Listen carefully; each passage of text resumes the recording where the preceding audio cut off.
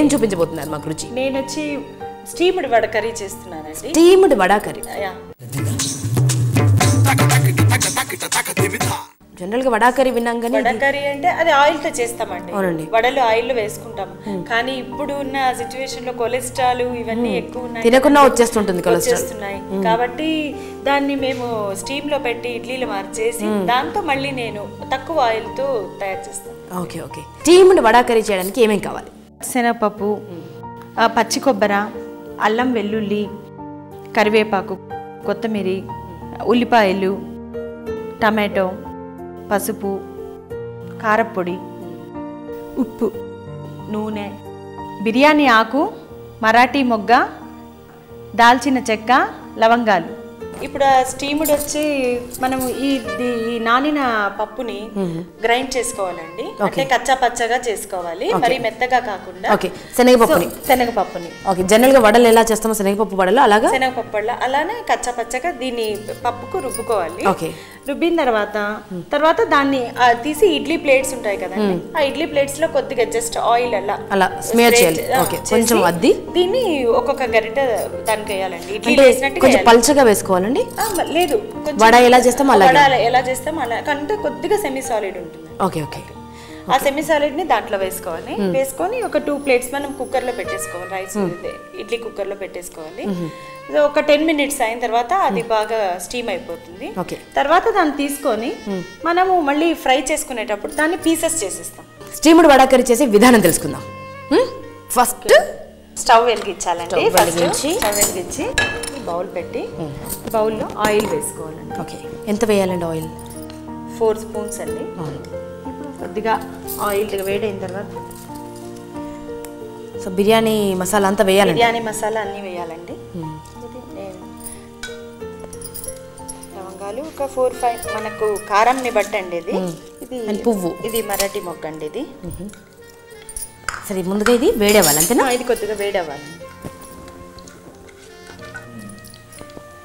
ఇప్పుడు ఆనియన్స్ వేసుకోవాలండి. ఉల్లిపాయలు వేసుకోవాలి. ఓకే. సో ఇప్పుడు ఉల్లిపాయలు వేసుకొని బాగా ఉల్లిపాయలు వేగిన తర్వాత ఇప్పుడు ఈ వడలు కదండి, ఈ వడల్ని, ఈ స్టీమ్డ్ వడల్ని ఇప్పుడు చిన్న చిన్న పీసెస్ చేసుకోవాలండి. ఓకే. అందులోనే వేయాలా డైరెక్ట్? ఇందులోనే డైరెక్ట్ గా చిన్న చిన్న పీసెస్ వేసి చిన్న పీసెస్ వేయాలి.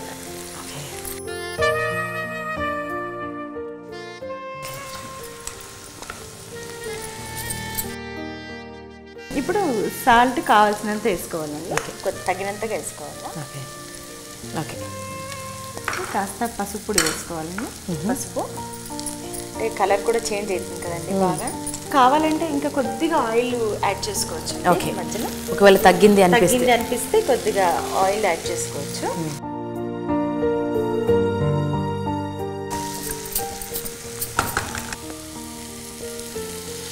వాటర్ తగినంత వేసుకోవాలండి. అంటే మరీ లూజు ఉండకూడదు, కొంచెం సెమీ సాలిడ్ ఉండేటట్టు ఉండాలి. అంటే ఆ మసాలా యొక్క గ్రేవీ అంతా ఆ వడకి దిగాలి. ఆ ముక్కలకి. మూత పెట్టేద్దామా? కాసేపు ఉడకాలండి. బాయిల్ అయిన తర్వాత సో మధ్యలో చెంచాతో కొంచెం కొంచెం మ్యాష్ కూడా చేస్తున్నారు, కొంచెం నొక్కుతున్నారు. ఎందుకంటే కొన్ని అది స్టీమ్డ్ కదండి, కొద్దిగా గట్టిగా ఉందండి, కాబట్టి కొద్దిగా మెత్త చేసుకోవాలి. ఇలా పేస్ట్ చేసుకుంటామండి. ఓకే. పచ్చి కొబ్బరి, అల్లం వెల్లుల్లి, దాల్చిన చెక్క, మరాఠీ మొగ్గ, లవంగం, కారపొడి, కారం కూడా దాంట్లో వేసానండి. Okay okay.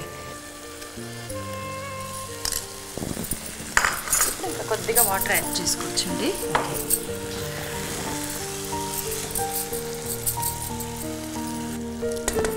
కారం వేయగానే కలర్ వచ్చేస్తుంది. అవునండి. అందుకే అండి పసుపు పొడి కూడా వేసుకోండి. పసుపు వేస్తే కొద్దిగా ఆ కలర్ కూడా డిఫరెంట్ అవుతుంది. డెఫినెట్గా.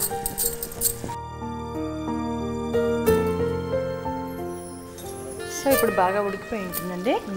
ఇప్పుడు తీసేసుకొని ఇంకా బౌల్లోకి వేసేసుకోవాలండి. అంతేనా? అంటే దీంట్లో కొత్తిమీర, కరివేపాకు కొద్దిగా వేసుకోవాలి స్మెల్కి. తాలింపులో వేయలేదు, ఇప్పుడు వేస్తున్నానండి. అంటే ఈ స్మెల్ డిఫరెంట్ ఉంటుంది. ఫ్రెష్ స్మెల్ తాలింపులో వేసిన స్మెల్, తాలింపులో వేస్తే ఆ స్మెల్ డిఫరెంట్ ఉంటుందండి. సో సో కొత్తిమీర ఎప్పుడు లాస్ట్ దించేటప్పుడు వేసుకోవాలి. వేస్తేనే ఎందుకంటే ఎక్కువగా ఉడికినా దాని ఫ్లేవర్ పోతుంది. అవునండి. అదే వండేటప్పుడే గార్నిష్. స్టీమ్డ్ వడా కర్రీ అండి, పక్కా చెన్నై స్టైల్ రెడీ అయిపోయింది. అంతేనండి? అంతే రెడీ. బౌల్లోకి తీసుకోవడమేనా? అంతే అండి. వాసనకే నాకు ఆ మత్తు అనేది ఏంటో తెలుస్తుంది. ఇప్పుడు దీని మీద ఉల్లిపాయలు గార్నిష్ చేసుకోవచ్చు. వేడి వేడి స్టీమ్డ్ వడా కర్రీ సిద్ధంగా ఉందండి.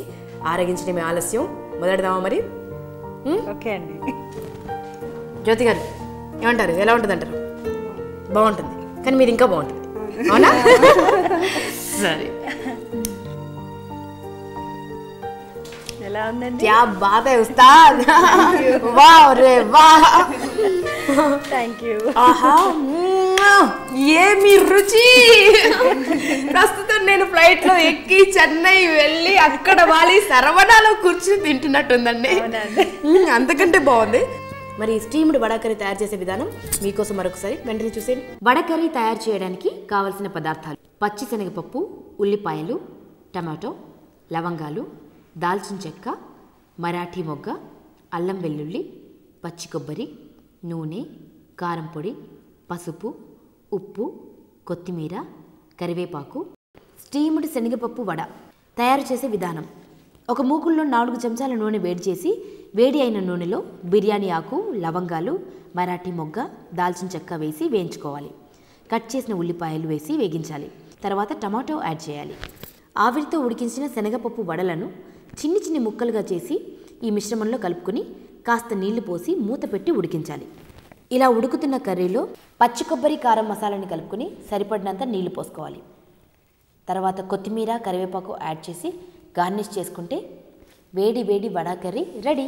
ఓకే, కొంచెం సాల్ట్ కొంచెం వేసారు సాల్ట్. ఇది వేగింది. ఇప్పుడు పెరుగు వేయాలండి. అంతేనా? దీంట్లో ఒక్క చుక్క ఆయిల్ కూడా లేదండి ఇప్పటి వరకు. ఓకే, సో కాస్త నీళ్ళు పోసారు, ఉడికించిన కూరగాయలను బాగా కలిపారు.